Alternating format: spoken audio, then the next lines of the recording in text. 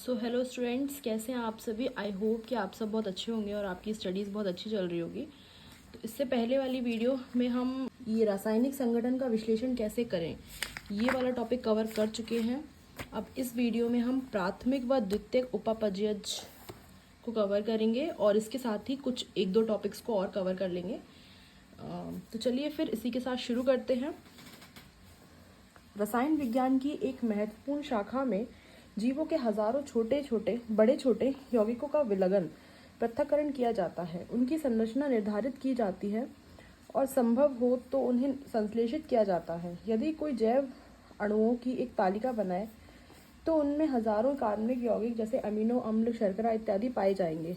कुछ कारणों से, जिन्हें खंड 9.10 में दिया गया है, को हम उपापचयज कहते हैं। उपरोक्त सभी श्रेणी के इन यौगिकों की उपस्थिति को, जिन्हें चित्र 9.1 में दर्शाया गया है, कोई व्यक्ति प्राणी ऊतकों में ज्ञात कर सकता है।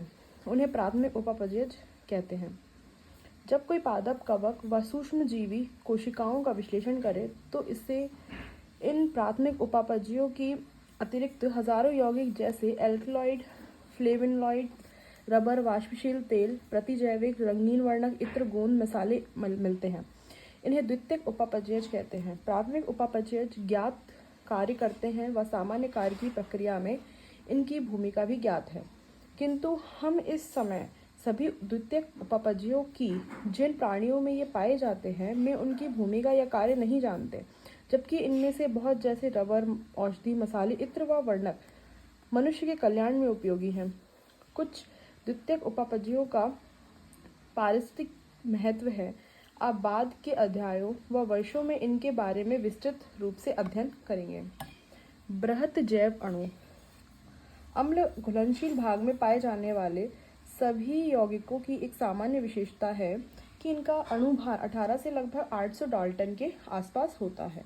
अम्ल आविलय अंश में केवल 4 प्रकार के कार्बनिक यौगिक जैसे प्रोटीन, न्यूक्लिक अम्ल, पॉलीसेकेराइड व लिपिड्स मिलते हैं। लिपिड्स के अतिरिक्त इस श्रेणी के यौगिकों का अणुभार 10,000 डाल्टन या इसके ऊपर होता है। इस कारण से जैव अणु अर्थात जीवों में मिलने वाले रासायनिक यौगिक दो प्रकार के होते हैं। एक वे हैं जिनका अणुभार 1000 डाल्टन से कम होता है, उन्हें सामान्यतः सूक्ष्म अणु या जैव अणु कहते हैं, जबकि जो अम्ल आविलय अंश में पाए जाते हैं उन्हें बृहत अणु या बृहत जैव अणु कहते हैं। लिपिड्स के अतिरिक्त आविलय अंशों में पाए जाने वाले अणु बहुलक पदार्थ होते हैं। लिपिड्स जिनके अणुभार 800 से अधिक नहीं होते, वे अम्ल, आविलय अंश या बृहत आणविक अंश की श्रेणी में क्यों आते हैं? वास्तव में लिपिड्स कम अणुभार के यौगिक होते हैं। वे ऐसे ही नहीं मिलते, बल्कि कोशिका झिल्ली और दूसरी झिल्लियों में पाए जाते हैं। जब हम ऊतकों को पीसते हैं तब कोशिकीय संरचना विघटित हो जाती है। कोशिका झिल्ली व अन्य दूसरी झिल्लियां टुकड़े में विखंडित हो जाती हैं तथा पुटिका बनाती हैं, जो जल में घुलनशील नहीं है। इस कारण से इन झिल्लियों के पुटिका के रूप में टुकड़े अम्ल आविलय भाग के साथ पृथक हो जाते हैं, जो बृहत आणविक अंश का भाग होते हैं। सही अर्थ में लिपिड्स बृहत अणु नहीं है। अम्ल विलय अंश वास्तव में कोशिका द्रव्य संगठन का भाग है।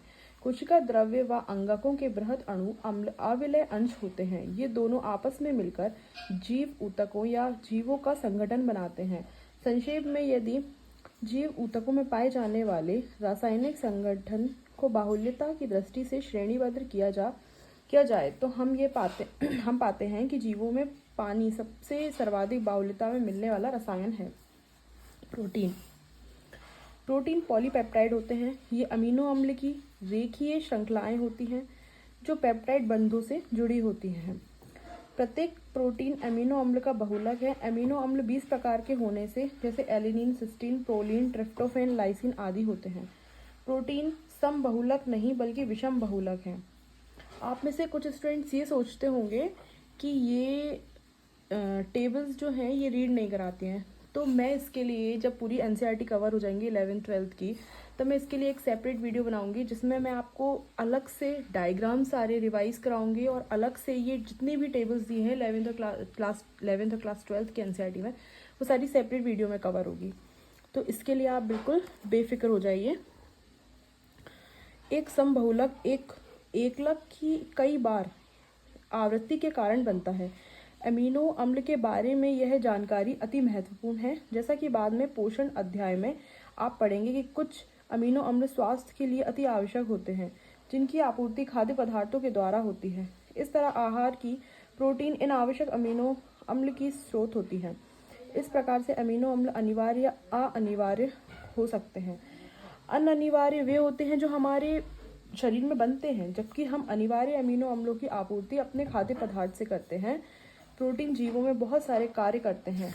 इनमें से कुछ पोषकों के कोशिका झिल्ली से होकर अभिगमन करने तथा कुछ संक्रामक जीवों से बचाने में सहायक होती है और कुछ एंजाइम के रूप में होती है।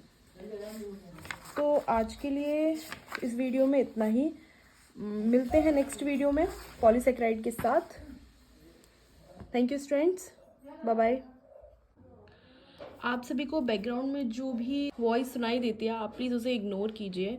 कई लोग मुझसे, क्योंकि यही आपके लिए सही है, और कुछ लोग मुझसे मोटिवेशनल वीडियोस की डिमांड कर रहे हैं कि आप प्लीज़ मैम मोटिवेशनल वीडियोस बनाइए। देखिए बेटा, मोटिवेशनल वीडियोस बनाने से कुछ नहीं होगा। नीट में सिलेक्शन लेना है तो आपको एनसीईआरटी पढ़नी पड़ेगी। विदाउट एनसीईआरटी पढ़े आपको नीट में सिलेक्शन नहीं मिलेगा। ना ही आपको कोई मोटिवेशनल वीडियोस से आपको सिलेक्शन दिला देगी, या ना ही कोई और चीज़ आपको सिलेक्शन दिलाएगी। आपको सिलेक्शन दिलाएगी तो ये एनसीईआरटीज़। इसलिए मैं मोटिवेशनल वीडियो से ज़्यादा फोकस एनसीईआरटी को पढ़ाने में कर रही हूँ। अगर एनसीईआरटी पढ़ के अगर मेरी तरफ से एक बच्चा भी सिलेक्शन ले रहा है, मेरे लिए बहुत बड़ी बात होगी, बहुत बड़ी। तो आप मोटिवेशनल वीडियोस के पीछे मत भागिए। आप जितनी ज़्यादा से ज़्यादा हो सके एनसीईआरटी सिर्फ और सिर्फ एनसीईआरटी कवर कीजिए। इसी से आपका सिलेक्शन होगा। ठीक है, तो मैं इतना ही कहना चाहूँगी इस वीडियो में। Thank you so much, bye bye.